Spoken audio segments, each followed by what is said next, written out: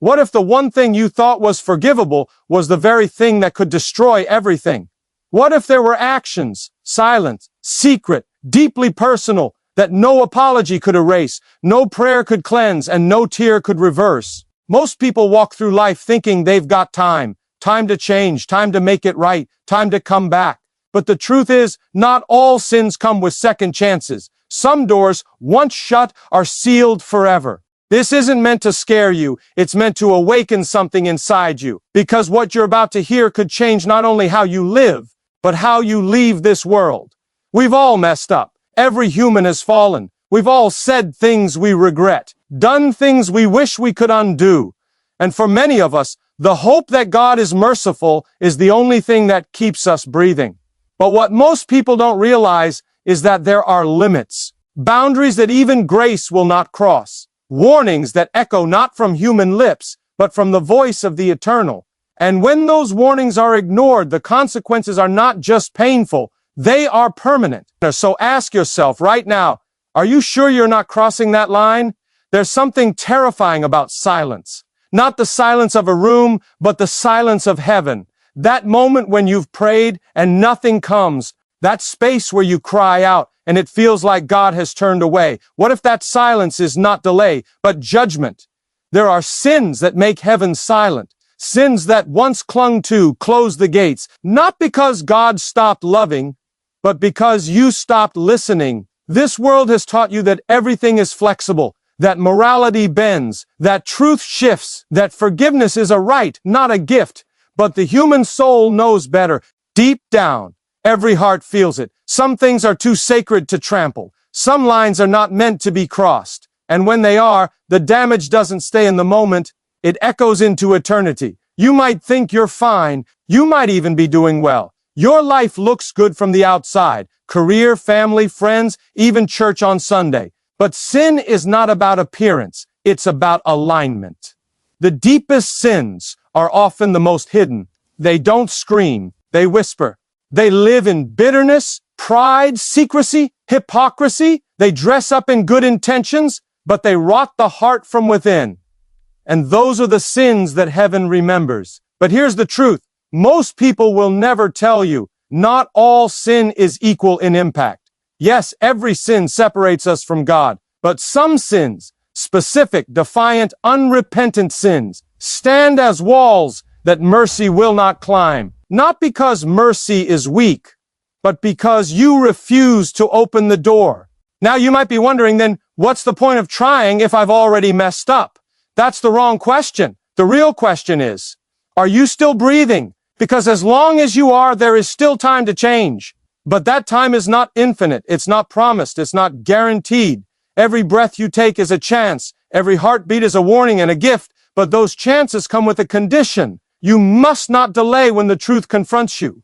Too many people think they'll get right with God later. They believe they'll fix their life when they're older. They assume they'll apologize someday, forgive someday, let go someday. But someday is not a promise. It's a lie dressed as comfort.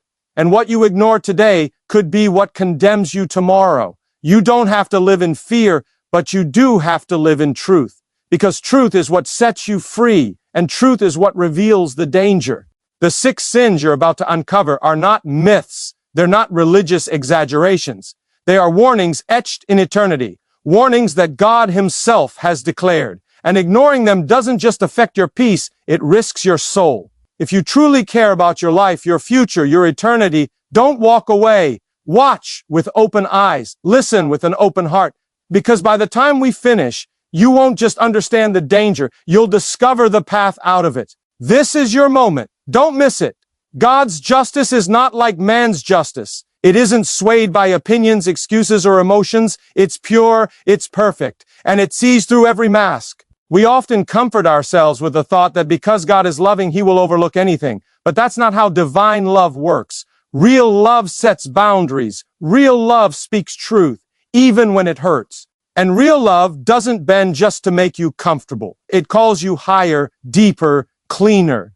People forget that mercy isn't the opposite of justice. They work together.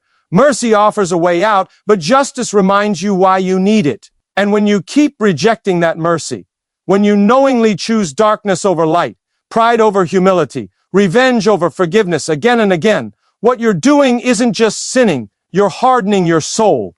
And the longer you walk that path, the harder your heart becomes, until one day you can't hear God anymore. Not because he stopped speaking, but because you stopped listening. There's a moment where the heart crosses an invisible line. It doesn't happen all at once. It's a slow drift, a series of ignored convictions, 1,000 small compromises. And before you realize it, you've silenced the voice that was sent to rescue you. That's when danger becomes deadly. Not because you've sinned, but because you no longer care that you did. The most terrifying judgment is not lightning from the sky, it's when God lets you go, when he stops tugging on your heart, when he no longer interrupts your darkness with light.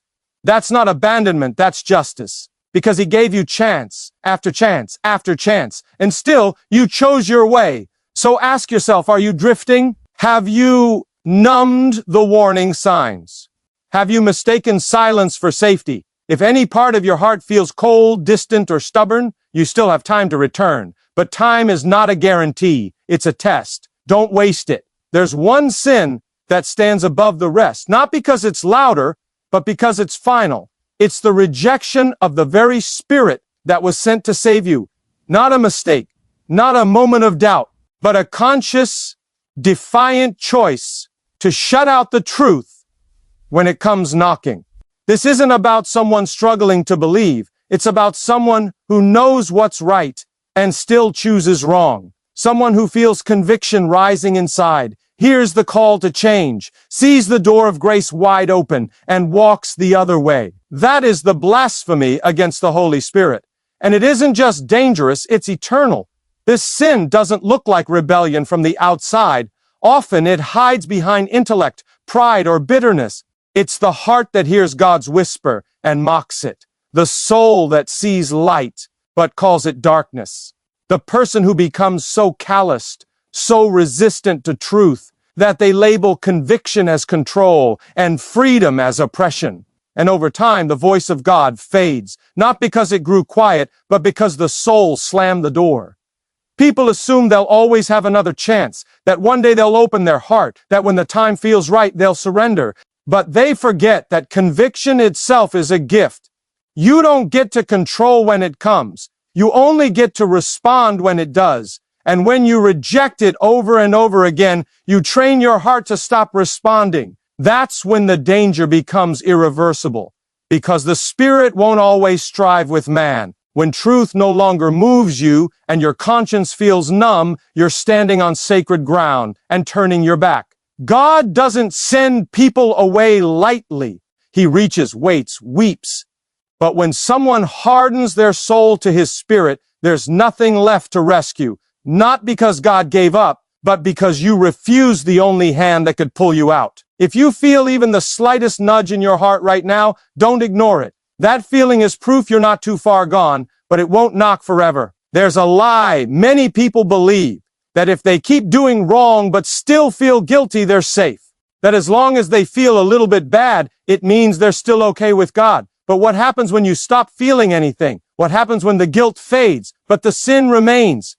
That's the danger of deliberate, repeated rebellion. It doesn't just damage your actions. It slowly erases your ability to care. You don't fall all at once. You fall by choice. One small compromise, then another. A voice that says, it's not that bad, until finally, you can't hear the warning anymore. The human mind is powerful. It can justify anything when the desire is strong enough. You tell yourself you'll stop tomorrow. You'll change when things calm down. You'll fix it when no one's looking. But tomorrow becomes next week. Next week becomes never. And soon, rebellion becomes your new comfort. You wear it like armor, convincing yourself that God understands your struggle. But understand this, there is a point where sin is no longer a struggle. It becomes a lifestyle. And that's when the soul starts dying quietly. Deliberate rebellion is dangerous because it doesn't feel dangerous at first. It feels fun. It feels freeing. It feels powerful. But what you're really doing is walking deeper into darkness and closing the door behind you. The longer you stay there, the more normal it feels. And by the time you realize how far you've gone, you might not even want to come back. That's what makes this sin so deadly. Not just what it does to your relationship with God, but what it does to your desire for that relationship. Every time you choose the wrong path, knowing it's wrong, you're not just sinning, you're training your heart to silence the truth. And every step in that direction makes the return harder, but not impossible. As long as you still feel something, anything, there's hope. But that hope requires action. Not later, not eventually, now. Turn back while your heart is still soft. Don't wait for the pain to wake you up. Wake up before the pain begins. Some sins don't shout. They sit quietly in the corners of your heart. They wear a smile on the outside, but burn like fire inside. Hatred is one of them. It hides behind a calm face, behind polite words, behind years of silence. But deep beneath it all, there's a wound you refuse to let heal, a grudge you refuse to release, a bitterness you fed for so long it has become part of your identity. And the longer you hold it, the heavier your soul becomes. Hatred is not just an emotion, it's a decision. It starts with pain, then grows into anger, and eventually settles into something darker. It begins to feel like power, like protection. You tell yourself you're just being strong, setting boundaries, guarding your heart, but deep down, it's poison, and not for the one who hurt you, for you.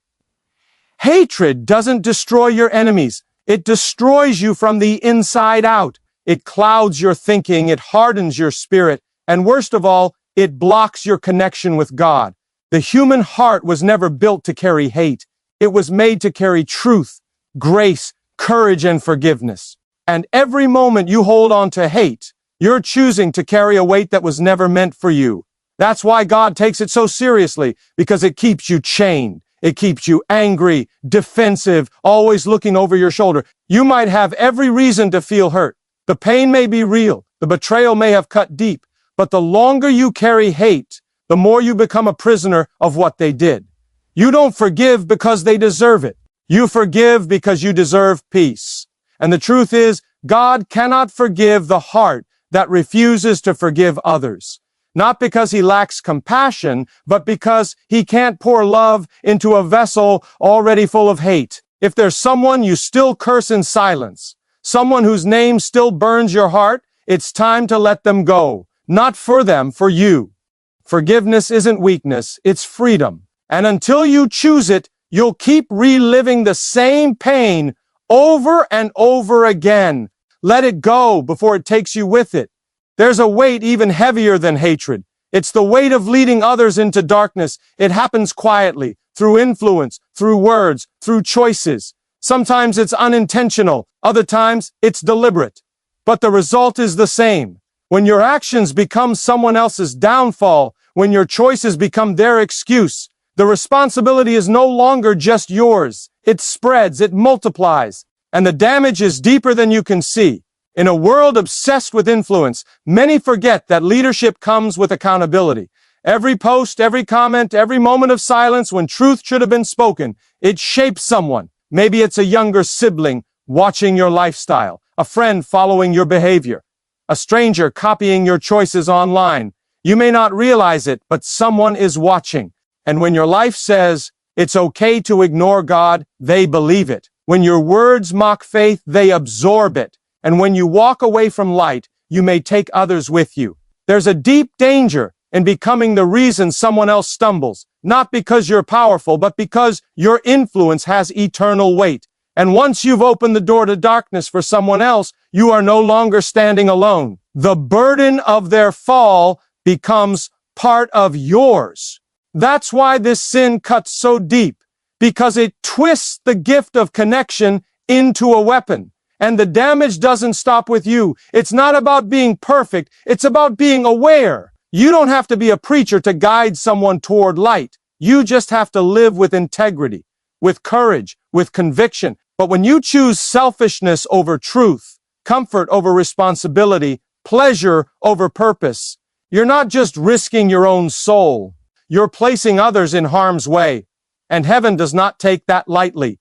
If your influence has pulled others away from what's right, it's time to take responsibility, not with shame, but with urgency. Your example matters more than you think. Use it to lift, not mislead, because the ones you lead, whether you know it or not, may follow you all the way into eternity. There's a kind of sin that hides behind religion.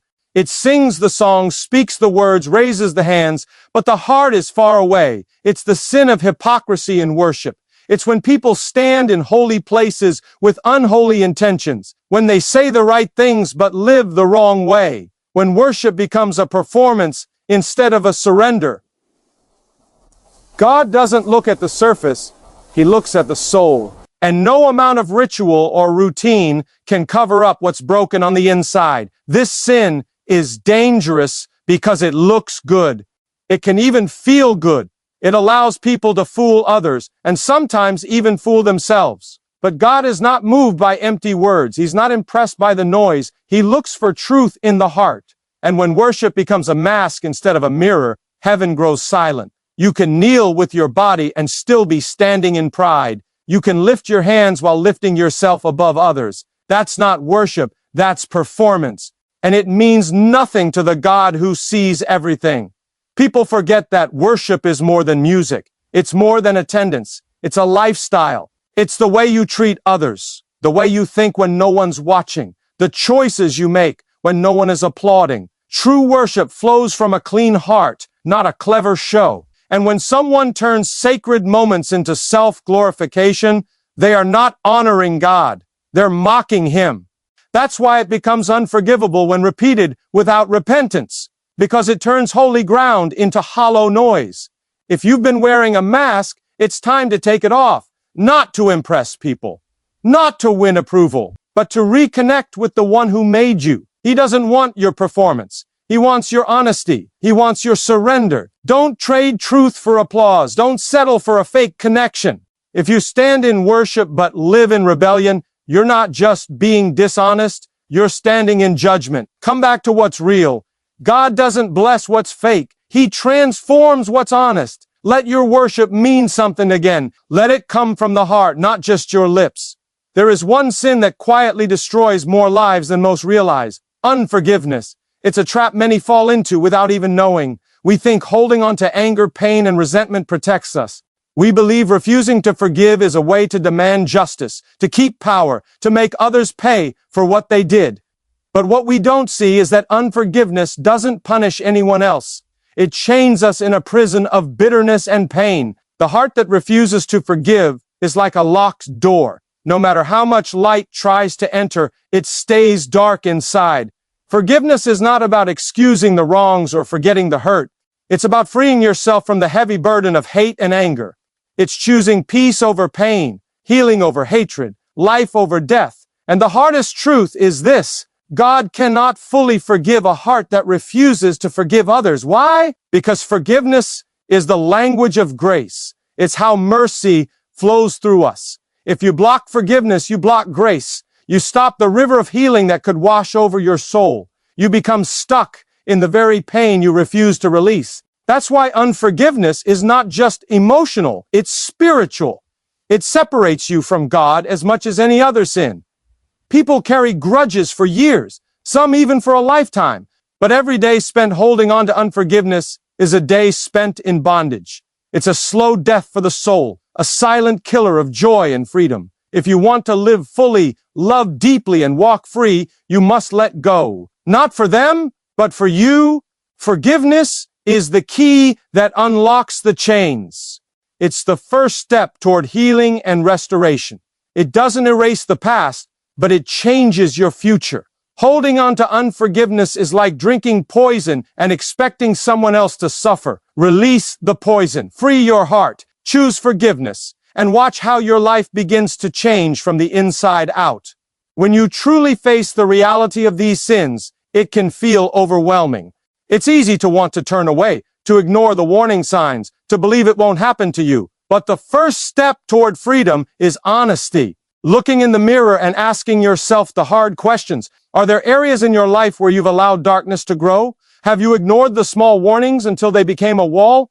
The truth may be uncomfortable, but it is necessary. Change doesn't come from fear alone. It comes from a deep desire for something better. The mind may resist, the heart may be scared, but there is a part inside you that longs for peace, for clarity, for light. This is where courage meets grace. It's not about being perfect. It's about being real, real enough to admit your faults, real enough to seek help, real enough to fight for your soul. Your past doesn't have to define you. The weight of sin doesn't have to crush your spirit. Every moment you breathe is a new chance to choose differently. The human heart is remarkable. It can be broken and still heal, lost and still find its way, hurt and still learn to love again. But that miracle begins with a single step, facing the truth without running away. It may not be easy. The path to healing often is not, but it is worth it, because on the other side of honesty lies freedom. Freedom from guilt, freedom from shame, freedom from the chains that hold you back. If you take that step, you begin a journey that no one else can take for you, a journey from darkness into light, from despair into hope. Remember, you are not alone. Even when it feels like you've drifted too far, there is a hand reaching out to you. But that hand won't force you to take it. You must decide. The door to change is open. Will you walk through? Now is the moment to wake up, to stop pretending that everything is fine when inside you feel the weight of these warnings. The longer you delay facing these truths, the heavier that weight becomes. The mind loves to justify and the heart loves to hide, but neither can change what's real. The danger is not just in the sins themselves, but in ignoring them, in believing that grace is endless and that consequences can be escaped without effort or change. Every day you wake up, you have a choice to continue down the same path that leads away from light or to turn around and step toward healing. The difference between those who find peace and those who live in regret is action. Not grand gestures, not perfect behavior, but the simple decision to change direction, to say no to what is harmful and yes to what brings life. Fear can be a powerful motivator, but it cannot be the foundation of change. True transformation comes from a deeper place, a place of love, hope, and belief that you are worth more than your mistakes, that your story does not have to end in darkness, that even now, when it feels like you're too far gone, you can reach out and find a new beginning. The warnings you've heard are not meant to break you, but to build you, to shake you awake from the comfort of denial, to remind you that the soul is sacred and every choice matters. Don't wait for regret to teach you what you already know. Don't let fear keep you from the life you were meant to live. This moment is your chance, a chance to choose light over darkness, truth over lies, freedom over chains. The road may be hard, but the destination is worth every step. Take it. Your soul is waiting. The journey toward change begins with one simple truth. You are still here, still breathing, still standing, still capable of turning your life around. That fact alone is proof that it's not too late. Every moment you've lived, every mistake you've made has led you to this point, a moment of choice. You don't have to carry the weight of your past forever. You don't have to let regret define your future. It's easy to feel overwhelmed by the magnitude of what needs to change. But transformation isn't about perfection. It's about progress. It's about taking the next right step, no matter how small. The human heart is resilient. It can heal, it can grow, it can be renewed, but it requires willingness to face the truth, to accept responsibility, and to seek a better way. You may feel fear, doubt, or shame. That's natural. These feelings don't mean you're failing, they mean you're human.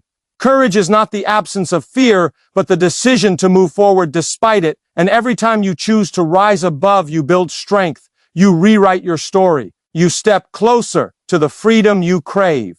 Remember, change is a process, not an event. It takes time, patience, and persistence.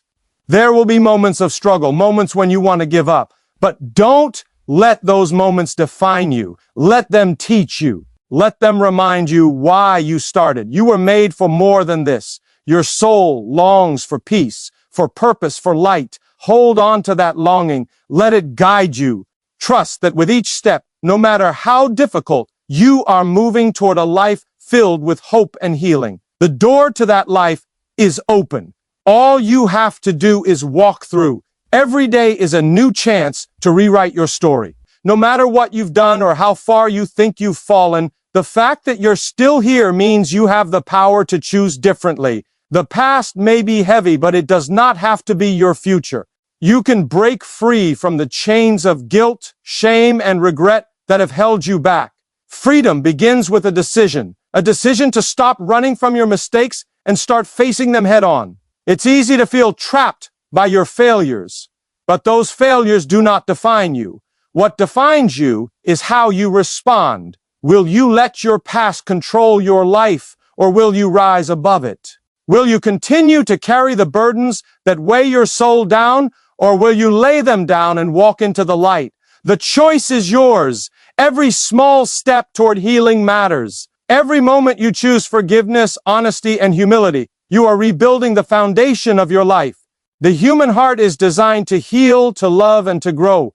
It may take time and the road may be difficult, but it is possible. You are capable of more than you realize. Inside you is a strength waiting to be awakened, a strength that can overcome fear, doubt, and pain. This strength is fueled by hope, by faith, and by the deep desire to live a life that honors who you truly are. No matter where you've been, no matter the mistakes you've made, you can still become the person you were meant to be. The journey will not always be easy, but it will be worth it. You owe it to yourself to take that first step, to reach for the light, and to embrace the freedom waiting on the other side. Your story is not over. It's just beginning.